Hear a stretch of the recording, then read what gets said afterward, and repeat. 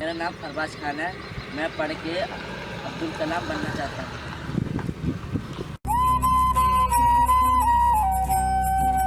मैं बहुत बड़ा आदमी बनूंगा। नमस्कार, मैं प्रिया इंगले और मैं ग्रो भारत की तरफ से आपका स्वागत करती हूँ।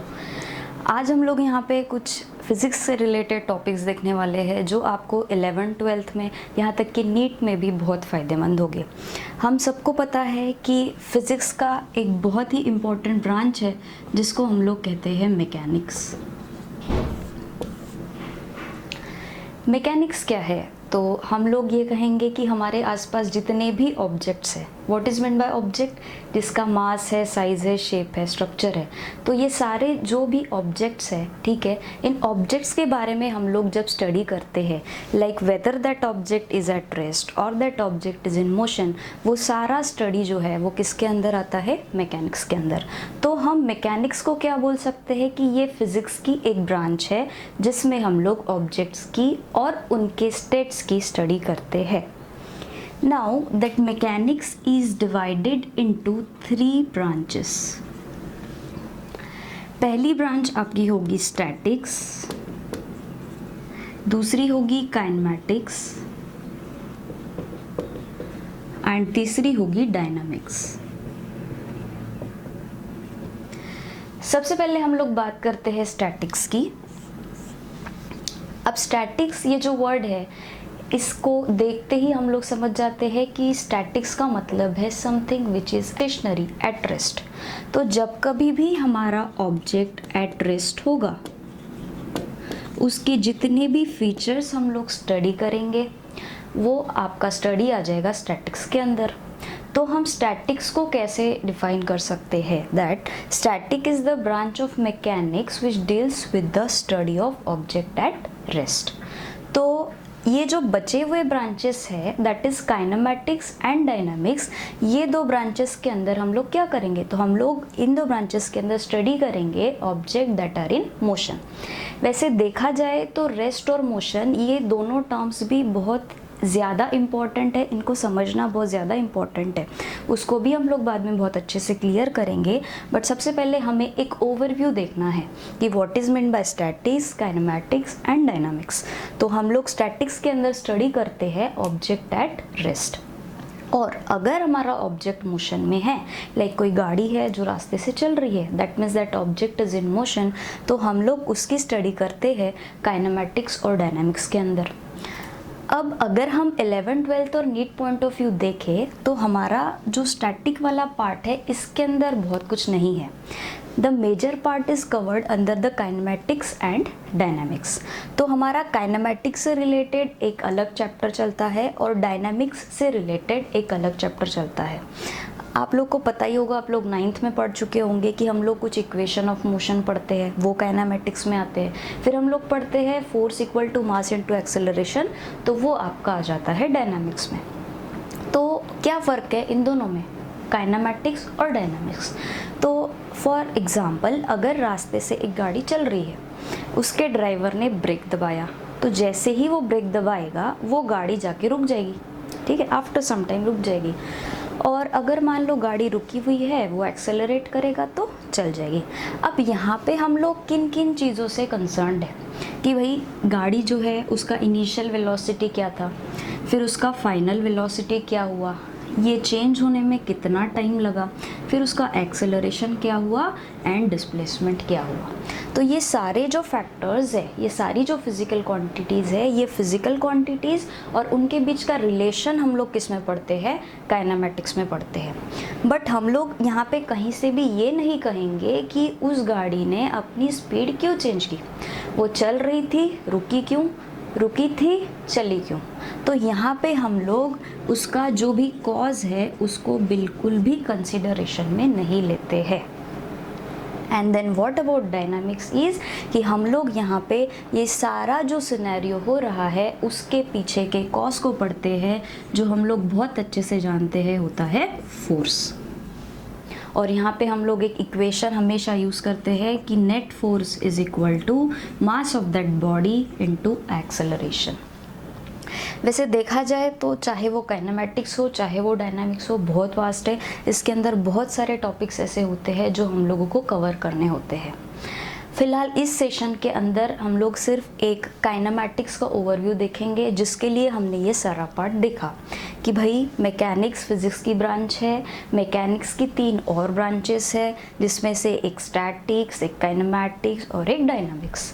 जिसमें से static the object is at rest, उसका स्टडी हम लोग करते हैं, खैर that is not our part. उसके बाद काइनेमैटिक्स एंड डायनामिक्स। तो काइनेमैटिक्स अपनी जगह पे एक बहुत वास्ट सब्जेक्ट है, इसमें हम लोग सारे फिजिकल क्वांटिटीज़ पढ़ेंगे related to the motion.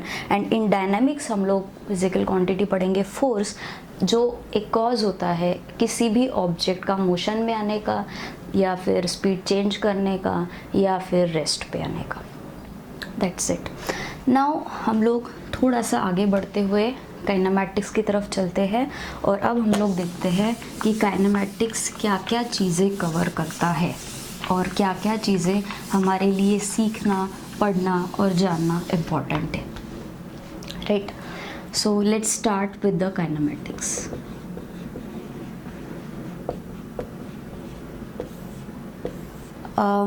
First of all we will talk about objects। ठीक है, कोई भी चीज़ को हम ऑब्जेक्ट कब कहते हैं हमें पता है, मास है, शेप है, लाइक हम भी ऑब्जेक्ट्स है। हर चीज़ यहाँ पे ऑब्जेक्ट होती है। क्लासरूम के अंदर की चेयर, टेबल, ये मार्कर, सब क्या होते हैं, ऑब्जेक्ट होते हैं, क्योंकि इनका अपना एक शेप है, साइज़ है एंड स्ट्रक्चर है। अब ये जो ऑब्जेक्ट है इसको हम कब बोलेंगे कि भाई एट रेस्ट है, और कब बोलेंगे कि ये मोशन में है। तो हम लोग अगर ऑब्जेक्ट के स्टेट्स की बात करें तो हमारे पास 2 स्टेट्स होंगी, एक होगा रेस्ट और एक होगा मोशन। तो सी लाइक दिस मार्कर इज़, मान लीजिए कि मैं एक फिक्स पॉइंट हूँ और मेरे पास ये मार्कर है। ठीक है, अभी कुछ टाइम हो चुका है, टाइम जा रहा है, तो with the passage of time इस मार्कर का position with respect to me change नहीं हो रहा है, हम ऑब्जर्व कर रहे हैं। ठीक है, हम क्या कह रहे हैं कि ये मार्कर एक ऑब्जेक्ट है और with the passage of time and with reference to me इसका पोजीशन चेंज नहीं हो रहा है। तो विथ रिस्पेक्ट टू मी ये ऑब्जेक्ट का स्टेट क्या होगा, this object is at rest. वहीं अगर कोई पर्सन है जो मून पे है और अब वो देख रहा है इस मार्कर को, व्हाट विल ही से कि भाई अर्थ जो है वो तो रोटेट कर रही है और ये भी अर्थ के ऊपर है, तो ये भी क्या कर रहा होगा, रोटेट कर रहा होगा। तो इसका मतलब जो पर्सन मून पे बैठा है वो कहेगा कि भाई ये जो मार्कर है ये तो मोशन में है। तो ये कैसे हो सकता है कि ऑब्जेक्ट एक है but when we consider 2 different references, तो हमें वो वाला ऑब्जेक्ट का स्टेट जो है वो कभी रेस्ट पे मिलता है तो कभी मोशन में मिलता है। तो here you have to study the term frame of reference. अब फ्रेम ऑफ रेफरेंस का मतलब क्या है, तो कोई भी XYZ कोऑर्डिनेट सिस्टम आप कंसीडर करोगे तो वो आपका फ्रेम ऑफ रेफरेंस हो जाएगा। लाइक दिस बोर्ड इज़, मान लेते हैं कि ये इसका Y एक्सिस है, ये इसका Z एक्सिस है और ये इसका X एक्सिस है, या फिर इसको X बोलो, इसको Y बोलो, इसको Z बोलो, तो ये पूरा एक क्या हो जाएगा, एक फ्रेम ऑफ रेफरेंस हो जाएगा, एक 3 कोऑर्डिनेट सिस्टम हो जाएगा। Now this pen is there, अब वो उस फ्रेम के अंदर में है। अब ये यहीं पर है, ना तो इसका पोजीशन X से बदल रहा, ना इसका पोजीशन Y से बदल रहा, ना इसका पोजीशन Z से बदल रहा है। अगर मैं इसको ड्रॉ करना चाहूँ, like this is X, this is Y and this is Z, और यहाँ पर ये ऑब्जेक्ट है। ठीक है, तो ये X से इतना दूरी पर है, Y से दिस एंड Z से दिस, इसका कुछ कोऑर्डिनेट रहेगा से X, Y एंड Z। अब with the passage of time and with respect to this frame उसका पोजीशन चेंज नहीं हो रहा है, तो हम क्या कहेंगे कि with respect to this frame ये ऑब्जेक्ट क्या है, रेस्ट पर है। वहीं अगर मैं इसके साइड बाय साइड कोई एक दूसरा फ्रेम कंसीडर कर रही हूँ, X, Y एंड Z, और ये पूरा का पूरा फ्रेम मान लो v वेलोसिटी से इधर चलने लग गया, तो तो अब इस ऑब्जेक्ट का क्या होगा, अगर इस ऑब्जेक्ट का रेफरेंस हम ये उसकी फ्रेम ले तो हम वही बोलेंगे कि ये तो भाई रेस्ट पे है, लेकिन अगर हम ये नई वाली फ्रेम को कंसिडर करें तो हम बोलेंगे कि ये ऑब्जेक्ट क्या है, मोशन में है। बहुत ही एक कॉमन एग्जांपल इसके लिए हम ले सकते हैं कि हमारे पास एक व्हीकल है, उस व्हीकल में 2 पर्सन बैठे हुए हैं, राइट, और ये व्हीकल इधर चल रही है। नाउ ये पर्सन है A, ये पर्सन है B, ठीक है। हम मान लेते हैं कि B हमारे लिए एक ऑब्जेक्ट है और हमें उस B का जो स्टेट है वो पता करना है कि वो B जो है वो रेस्ट पे है या मोशन में है। तो हम लोग क्या कहेंगे कि भाई फ्रेम ऑफ रेफरेंस क्या है, पहले तो ये पूछेंगे, क्योंकि हम जानते हैं कि फ्रेम ऑफ रेफरेंस के बिना हम रेस्ट मोशन कुछ बता नहीं सकते, क्योंकि रेस्ट एंड मोशन एब्सोल्यूट कुछ होता ही नहीं है। वो क्या होती है, रिलेटिव टर्म्स होती है, वो डिपेंड करता है कि आप कौन सा फ्रेम ऑफ रेफरेंस चूज़ कर रहे हो। तो अगर हम इस व्हीकल को फ्रेम ऑफ रेफरेंस माने तो इस B का जो स्टेट है वो क्या होगा, रेस्ट पे होगा, क्योंकि वो तब से वहीं बैठा है, उसका उस फ्रेम के रिस्पेक्ट में कहीं भी x, y, z चेंज हो ही नहीं रहा है, तो position is not changing, that means that object is at rest. But वही अगर कोई पर्सन रास्ते पर खड़ा है जिसका नाम है C, तो अब ये ग्राउंड पे खड़ा है तो वो ग्राउंड फ्रेम हो गई, तो ग्राउंड फ्रेम के रिस्पेक्ट में भाई B अपनी पोजीशन तो बदल रहा है। तो अगर B अपनी पोजीशन बदल रहा है दैट मीन्स वो फ्रेम के रिस्पेक्ट में वो B क्या है, मोशन में है। तो अगर विथ रिस्पेक्ट टू A हम लोग बोलेंगे तो B is at rest, and with respect to C हम बोलेंगे तो B is in motion.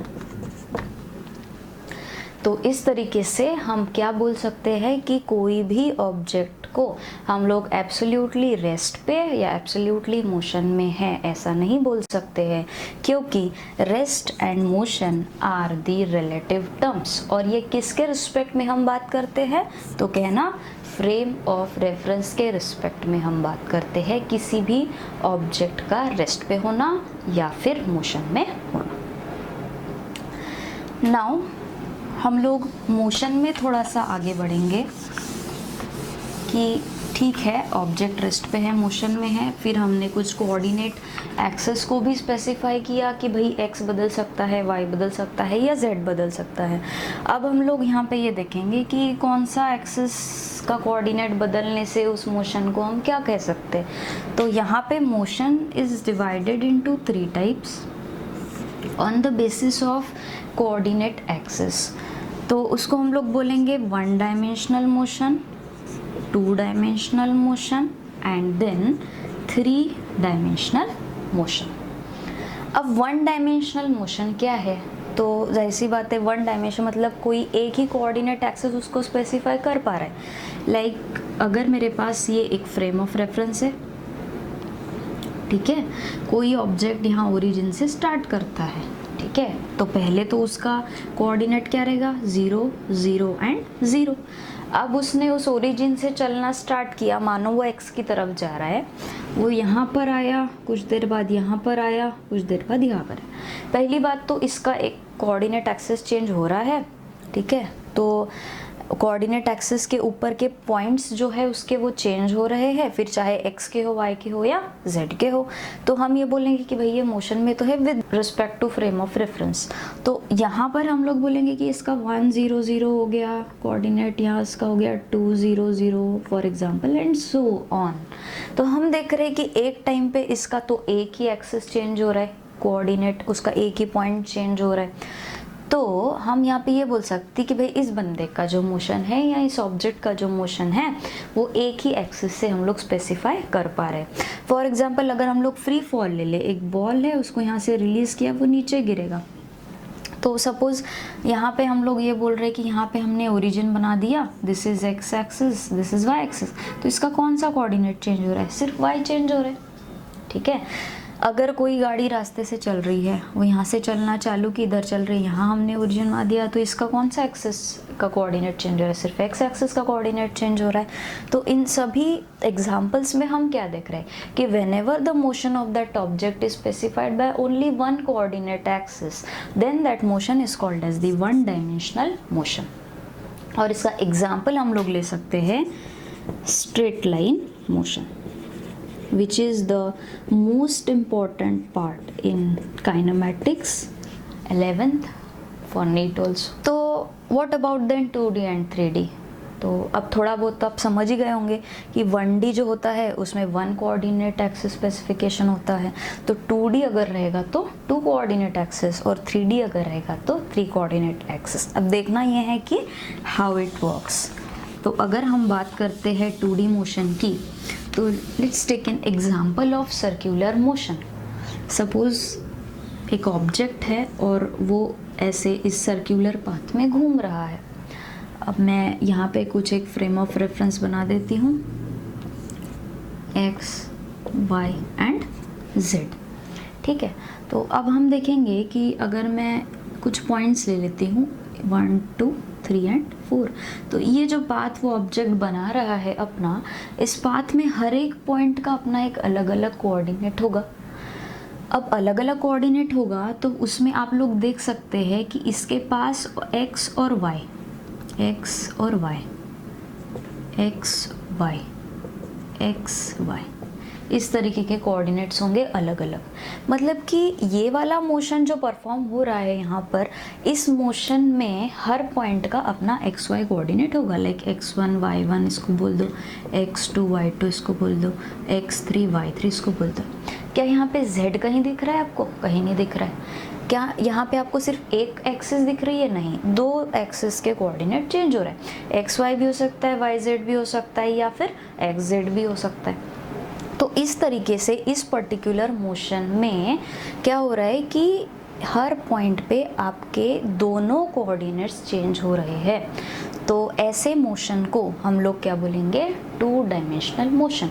The motion which is specified by 2 coordinate axis is known as 2 dimensional motion, and the examples are circular motion and projectile motion. अब projectile motion का part यहाँ पर कैसे आ गया? Suppose मेरे पास एक बॉल है और उस बॉल को हमने यहाँ से ऐसे थ्रो किया, ठीक है, और जब थ्रो किया तब वो इस तरीके से ग्राउंड के ऊपर चले गया। सपोज ये ऐसा एक ऑब्जेक्ट है, इसको ऐसा फेंका तो वो क्या होगा कि कर्व पाथ बनाते हुए उस ग्राउंड के ऊपर टकरा जाएगा, गिर जाएगा। तो अब हम इसके पाथ के कुछ कोऑर्डिनेट देखते हैं। हम मान लेते हैं अपना फ्रेम ऑफ रेफरेंस यहीं कहीं है, ये एक्स एक्सिस, ये वाई एक्सिस और ये जेड एक्सिस। और इस पाथ पे अगेन जैसे हमने सर्कल पे बनाया था, कुछ पॉइंट्स बना लो, देख लो हर पॉइंट पे आपका कुछ ना कुछ एक्स वाई होगा। तो इस तरीके से इस पाथ में भी आपको क्या मिल रहा है कि 2 कोऑर्डिनेट एक्सिस काम कर रहे हैं, और जो कोऑर्डिनेट्स है वो क्या हो रहे हैं? पाथ में चेंज हो रहे हैं। तो this motion is also specified by 2 coordinate axis, that's why projectile motion comes under 2 dimensional category. अब बात करते हैं किसकी? 3 डायमेंशनल की।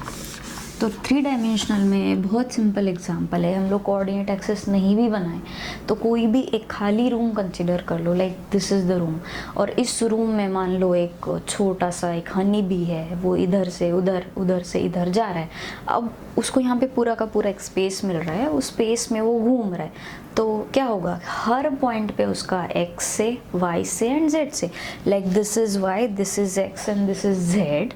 तो हर एक्सिस से उसका क्या होगा कि कुछ ना कुछ डिस्टेंस उसका चेंज होगा। तो वो कहाँ घूम रहा है? वो 3 डायमेंशंस में घूम रहा है। तो उसके मोशन को हम क्या बोलेंगे? 3 dimensional motion. Motion which is specified by 3 coordinate axis is known as 3 dimensional motion. अब काइनेमैटिक्स के अंदर में आपको जो मोस्ट इम्पॉर्टेंट है वो है 1 dimensional motion and 2 dimensional motion, जिसके अंदर हम लोगों ने देखा स्ट्रेट लाइन मोशन, और 2 डायमेंशन में circular motion and projectile motion. Now अब फिर से थोड़ा सा एक बार हम लोग पीछे जाते हैं। हम लोग मैकेनिक्स से शुरुआत किए थे। मैकेनिक्स के हमने 3 ब्रांचेस किए थे, स्टैटिक, काइनेमैटिक्स एंड डायनामिक्स, ठीक है। उसके बाद हमने काइनेमैटिक्स को वहाँ से पकड़ा है। हमको यहाँ पे काइनेमैटिक्स का एक ओवरव्यू देखना है। We started with the object, we started with the rest and motion then, and then we studied the types 1D, 2D and 3D। अब काइनेमैटिक्स के अंदर में जो भी मेजर पार्ट्स होता है, जो भी फ्रैगमेंट्स होते होते हैं वो हम लोग देखेंगे कि ये सारा जो हमने एक इंट्रोडक्टरी पार्ट यहाँ पर देखा है उसमें से कौन सा पोर्शन हमें काइनेमेटिक्स में वी मस्ट डू वो हमें देखना है। ये आपका काइनेमेटिक्स है, आपके सामने है।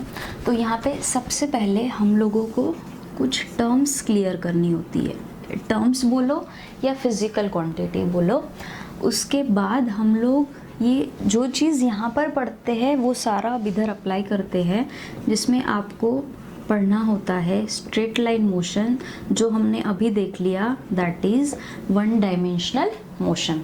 और उसके बाद हमें पढ़ना होता है प्रोजेक्टाइल मोशन, जो हमने अभी देख लिया, that is two dimensional motion. And the last part of the kinematics is relative motion।